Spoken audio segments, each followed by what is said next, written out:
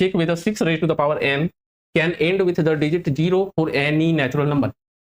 अब देखो कोई भी यूनिट डिजिट 0 अगर चाहिए आपको, ठीक है, मतलब कि वो 10 से डिविजिबल होना चाहिए। अब 10 से डिविजिबल होना चाहिए मतलब कि उसके फैक्टर, एक फैक्टर 2 होना चाहिए, दूसरा फैक्टर 5 होना चाहिए, ठीक है। ये दोनों फैक्टर आपको चाहिए तभी यूनिट डिजिट आपको 0 होगा, ठीक है। One factor should be 2, other factor should be 5। अगर इन दोनों में से कोई एक नंबर नहीं है तो 0 आपको नहीं मिलने वाला। किसी भी नंबर को आप मल्टीप्लाई कर दो, ठीक है, 2 नंबर चाहिए एटलीस्ट, उसके दोनों यूनिट डिजिट जो है 2 एंड 5 शुड बी देयर। तो आप क्या करोगे, इसके प्राइम फैक्टर्स आप लिख सकते हो। 6 raise to the power n का हमारा प्राइम फैक्टर्स क्या है, 6 raise to the power n, तो इसको लिखोगे आप 2 टाइम्स 3, पावर कुछ भी हो, ठीक है, लेकिन उसके फैक्टर्स तो अब हमारा आपका 2 का कुछ भी पावर हो एंड 3 का कुछ भी पावर हो, right. But you have only the prime factors as 2 and 3, 5 भी आपको चाहिए, तो आप लिख दो as to get unit digit, okay, as 1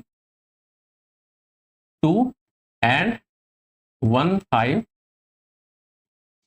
shall be factors of, shall be prime factors, ठीक है, prime factors of given number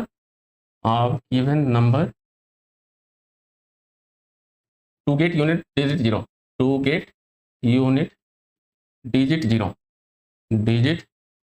0 as prime factorization is unique, ठीक है, प्राइम फैक्टराइजेशन इज यूनिक, हमेशा यूनिक होता है प्राइम फैक्टराइजेशन, ठीक है। Order अलग हो सकता है, हम लोग ऑलरेडी पढ़ चुके हैं, ठीक है।